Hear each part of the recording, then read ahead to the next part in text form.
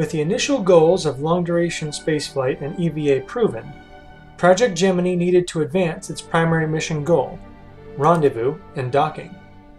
For this, they developed a special docking target vehicle called Agena. As Agena was lighter than Gemini and had its own propulsion system, it did not require the larger Titan II launch vehicle and was able to utilize the tried-and-true Atlas booster. As we go through the standard launch procedure of the bringer thrusters lighting first, main engines, and release, it should be noted that the Agena was only believed to be tried and true. When Wally Schirra and Tom Stafford sat on a launch pad ready to launch on Gemini 6, their Agena target vehicle launched first. After separating from the Atlas and firing its engine, telemetry was lost, until tracking stations detected several objects coming down through the atmosphere. The Agena had blown up. There was not a second Agena that could be ready to maintain their flight schedule. And with the mission of Gemini 7 scheduled to fly a longer endurance test of 14 days, it was suggested to use Gemini 7 as a rendezvous target for 6.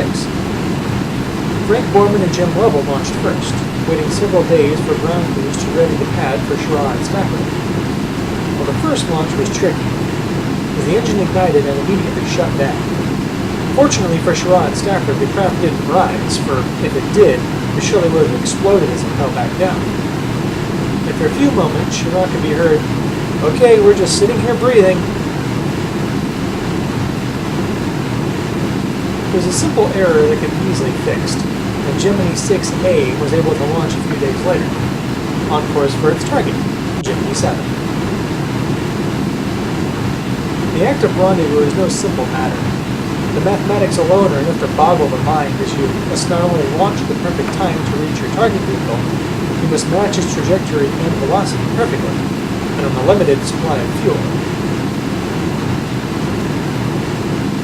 We approach our angle that I generally use for... Oopsie, I went the wrong direction.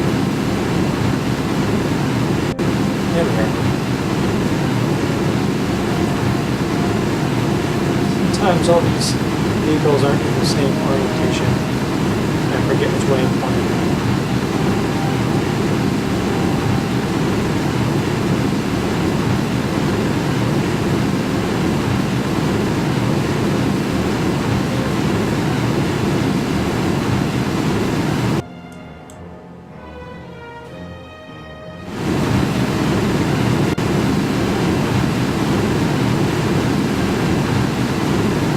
Yes, rendezvous is not simple at all. You could equate it to throwing a glass ball over your roof in the backyard and someone in the front yard trying to hit it with a rock as it comes sailing over, but not harm it as the two come in contact. Because not only must you rendezvous and catch up to your vehicle, just make sure not to run into it and crash.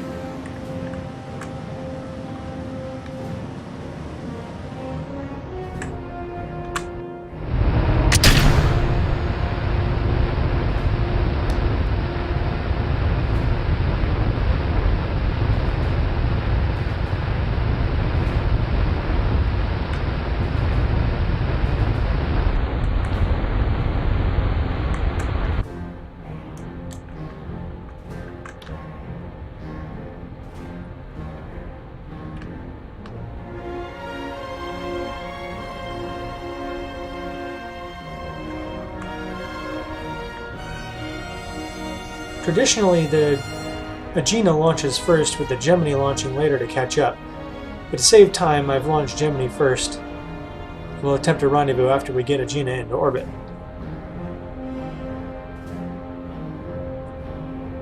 Unfortunately for us on Kerbal Space Program, there aren't quite as many limitations. And we have some additional tools here to assist us, including this nav ball here.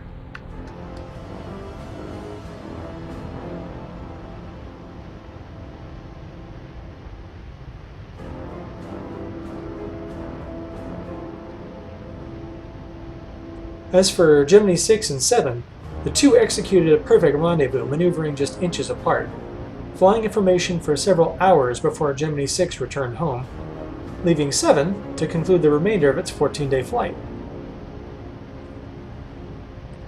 Naturally, the smells in the cabin were pretty bad by then, And Jim Lovell later commented that when he was finally standing on the deck of the carrier, his legs were so weak from non-use that he had to mentally command his legs left, right, left, right.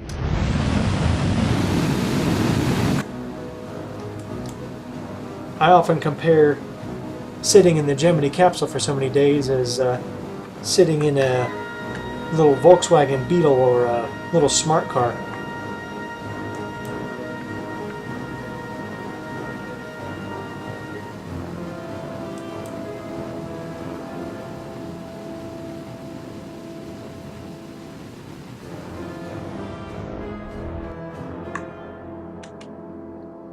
As the Atlas booster exhausts its fuel, fairing is jettisoned, exposing the Agena's docking collar and maneuvering pod and engine, and finally separating from the booster for the final burn into orbit.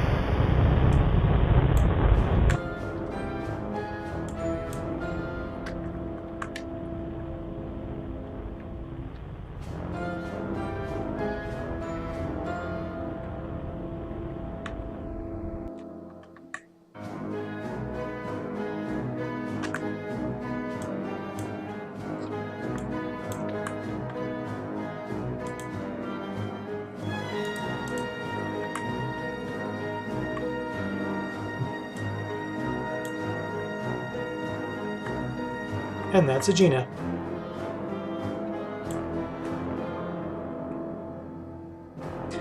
Well, now that Agena has successfully reached orbit, Gemini can now make its approach.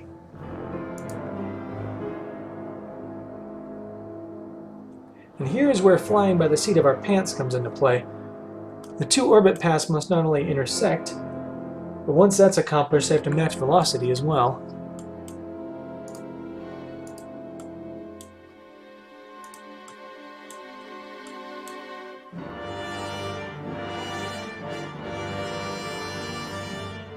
In orbit, you can't simply fly toward your target.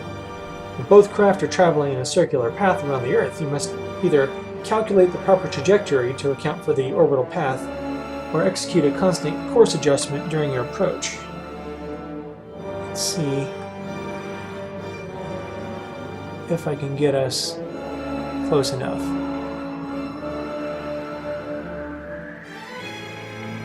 And I would very much like to rendezvous on the daytime side.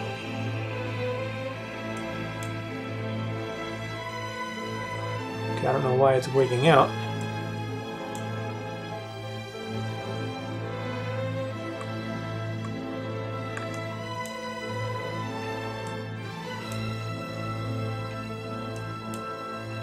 I want that one.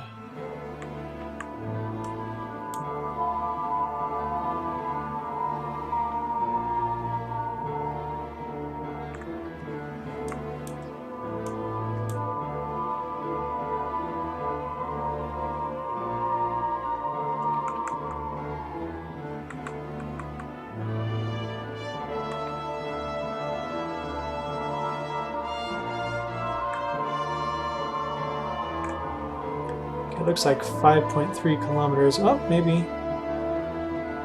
Because you have all three axes to play with here. Okay, 4 kilometers is going to be our closest approach, and then we're going to have to play with this. So the easiest for me is just to get within range and then cut relative velocity with the target.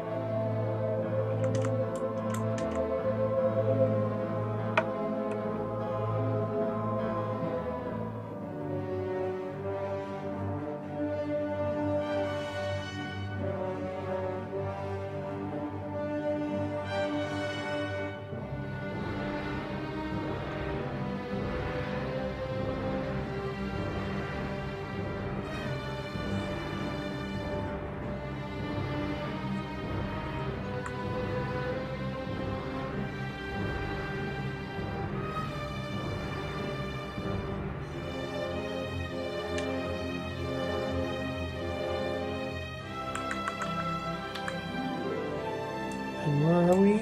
About 8 kilometers. So the actual direction of flight when executing the braking burn depends on the direction my target is flying.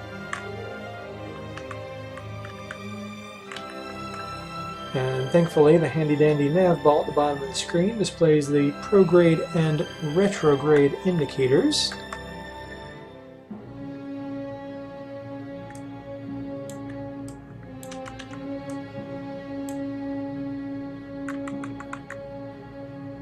And relative velocity to target is 90 meters per second.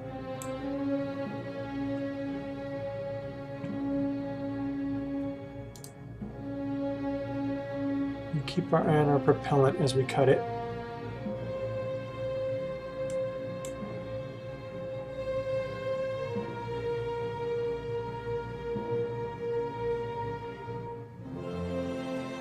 It's overshot just a little bit.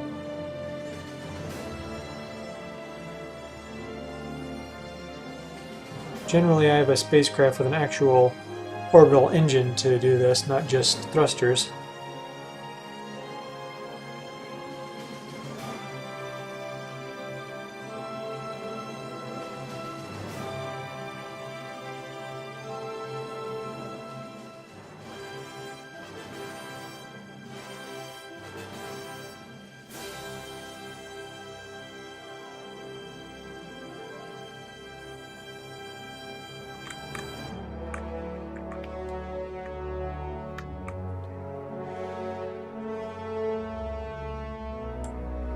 Okay, almost there.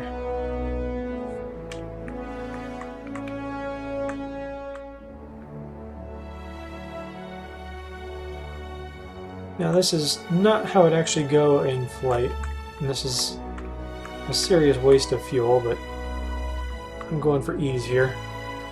As our relative velocity is dropped to 0, we can turn toward Agena and start moving closer.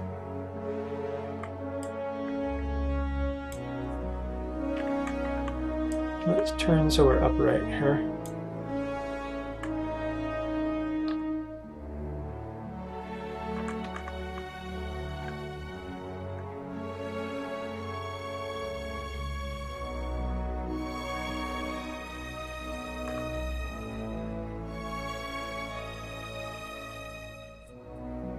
Well, much as they did on Gemini 6, the crew of Gemini 8, who happened to be Neil Armstrong and David Scott, would also execute a perfect rendezvous and dock perfectly with their Agena, which is what we will do shortly. However, after their successful docking, the craft began a slow roll. Armstrong was able to arrest the roll, but it would just pick up again and again and again, and no matter how many times he stopped it, it would just start rolling again. Concluding that something had to be wrong with the Agena, they undocked and immediately began to roll out of control, unable to stop it. And it was clear the problem now was with the Gemini spacecraft itself. One of the maneuvering thrusters along the underside here was stuck, constantly throwing out thrust. And as it did so, the craft began to turn faster and faster. At one point, reaching a rotation of over 400 degrees per second. Imagine spinning around in one spot, making a full turn every second for several minutes. I mean, imagine how dizzy you'd get. Flight surgeons expressed concerns that the two men would actually black out, and if that were to happen, there'd be no way to recover them, and they would certainly die. But, as we know Neil Armstrong as the first person to walk on the moon, obviously, that did not happen.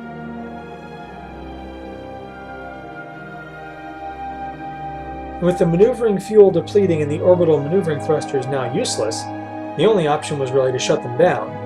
But the roll had to be stopped, so for this Armstrong activated the re-entry control system, which is in the forward ring in the nose here. And using those thrusters to arrest the roll, which was successful.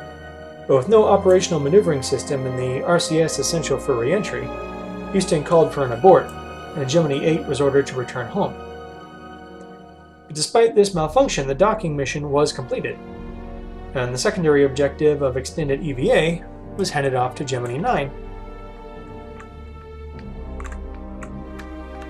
I'm starting to drift from our target here, so we have to keep correcting. Separation at 0.2 kilometers.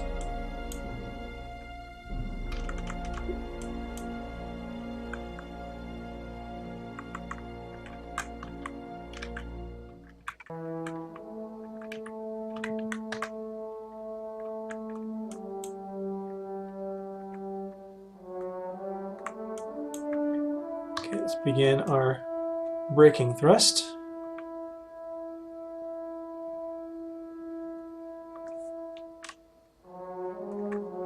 If we turn our target lock off, we can actually see Agena in the distance.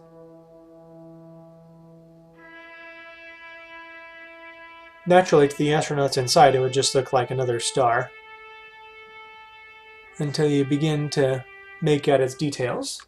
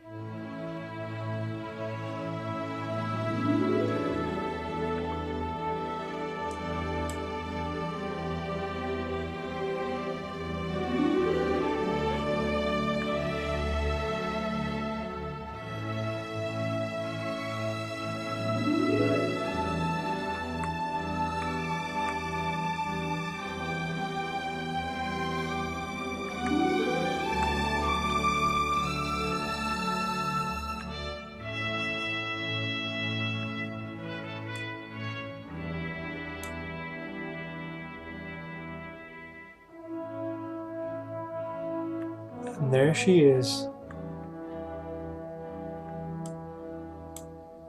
The little underappreciated, under-recognized, unsung hero of NASA.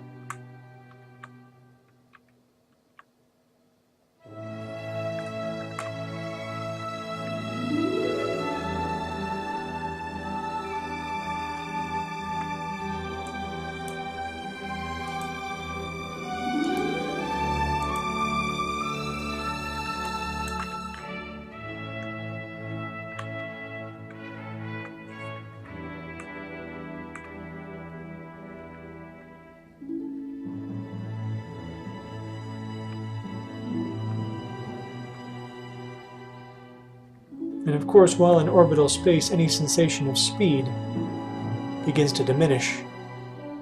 Only point of reference is the ground below you, and it's hard to realize that both these vehicles are flying separately at 7 miles per second.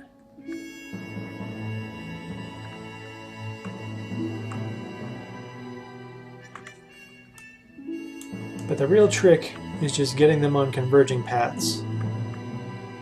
And once the relative velocity is taken care of, the rest is just simple piloting.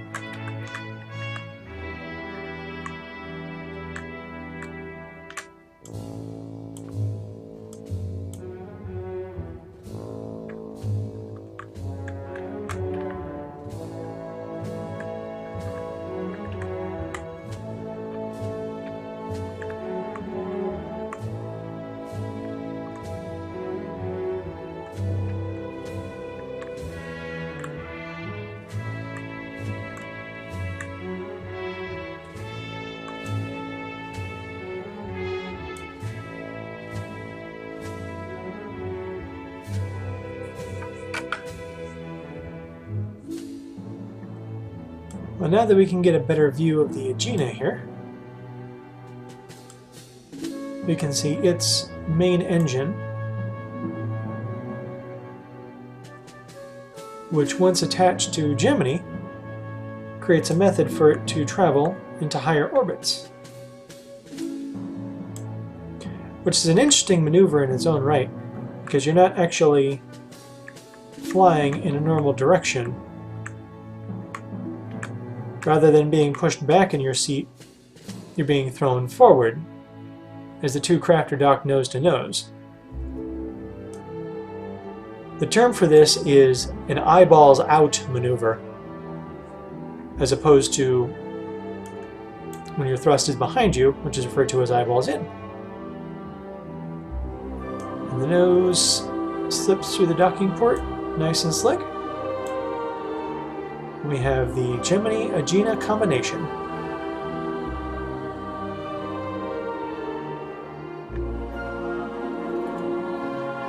So now, we'll shift control over to our Agena and attempt a prograde burn.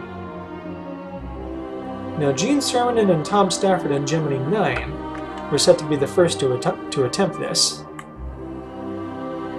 And yet, when another Agena failed to launch, NASA was forced to fashion an augmented docking adapter out of the RCS module of the Gemini and the docking module and engine of an Agena.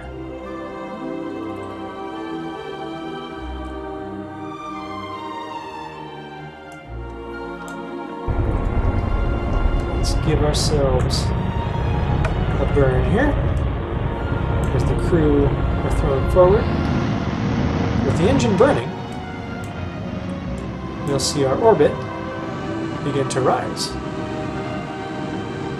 Now, it doesn't rise in a full circle. When you're firing from one side, it increases your distance on the other side. And yet the side you were already burning from still remains as close as you were when you started. So this becomes an elliptical orbit.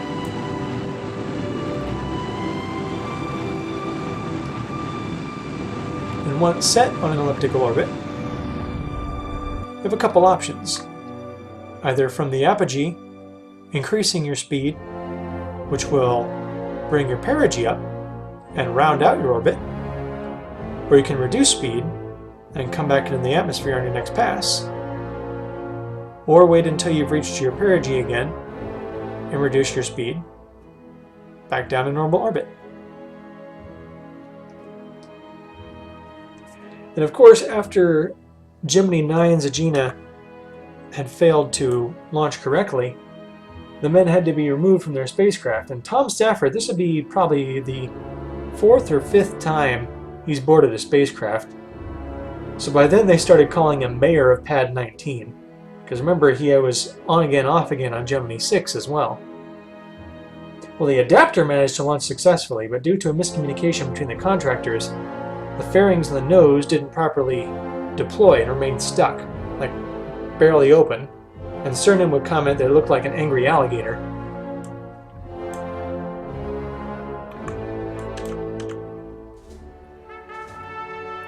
The extended EVA was a problem as well, as there were no proper handholds or foot restraints, and it became an intense workout just to remain still. Cernan's visor fogging up completely and his heart rate climbing past 150. He was able to get back in, although with extreme difficulty, and all in all the flight of Gemini 9 actually ended in failure. Fortunately for John Young and Michael Collins on Gemini 10, their Agena launched successfully. Unlike Gemini 8, they execute a perfect rendezvous and docking, and become the first to initiate this high apogee maneuver. The EVA, however, proved troublesome for Collins as well, his umbilical twisting around so much causing him to cartwheel out of control, and several retrieved experiments started floating away and he couldn't reach them, and once again becoming overheated and exhausted.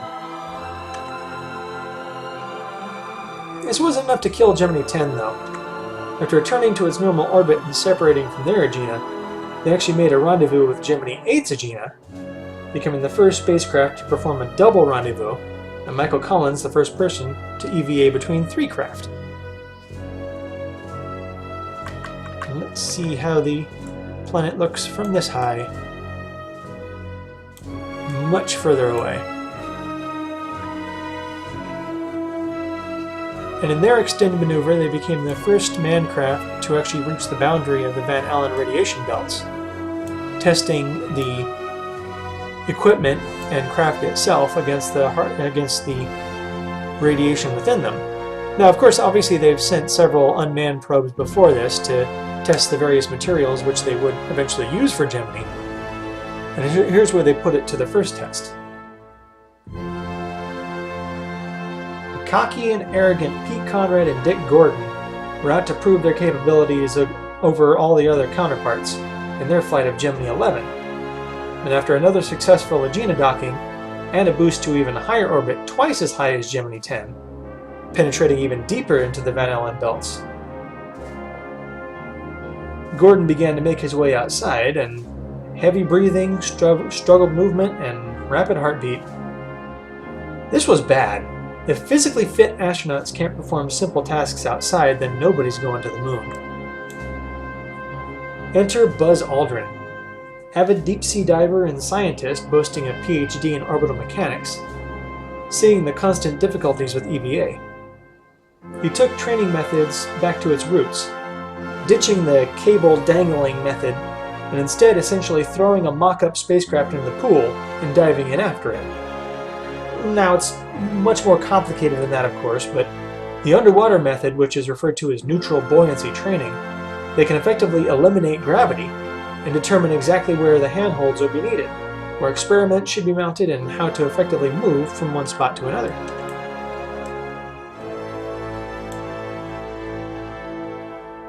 So flying alongside Jim Lovell and Gemini 12,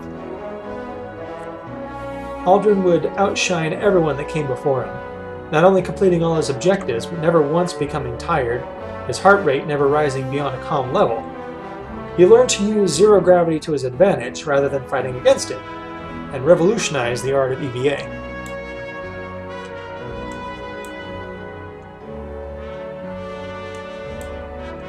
As we get back into a low point in our orbit,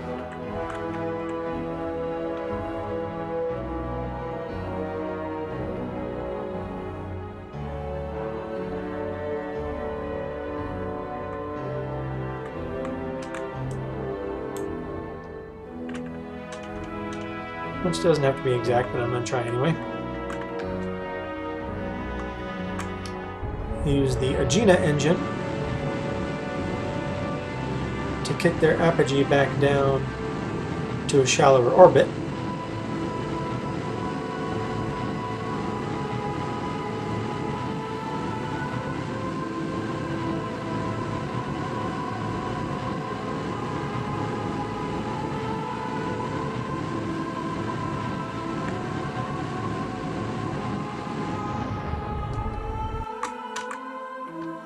And then once its mission is done,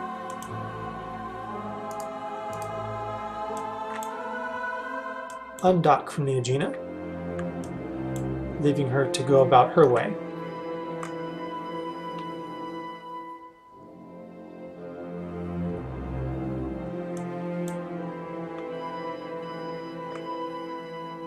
Completing whatever other mission objectives they have left.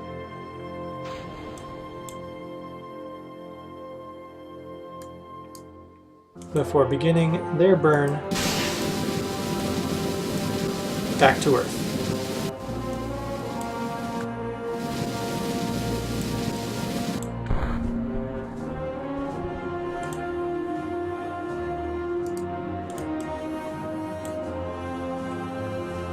Proving the techniques of orbital rendezvous, docking, long-duration spaceflight, and EVA, the Gemini program completes its 10-mission program successfully and paves the way for the missions of Apollo to take astronauts all the way to the moon. And thank you for joining us for this program. I am K1. You've been watching KerbalOdyssey on Cymax TV, the sci-fi view of the universe.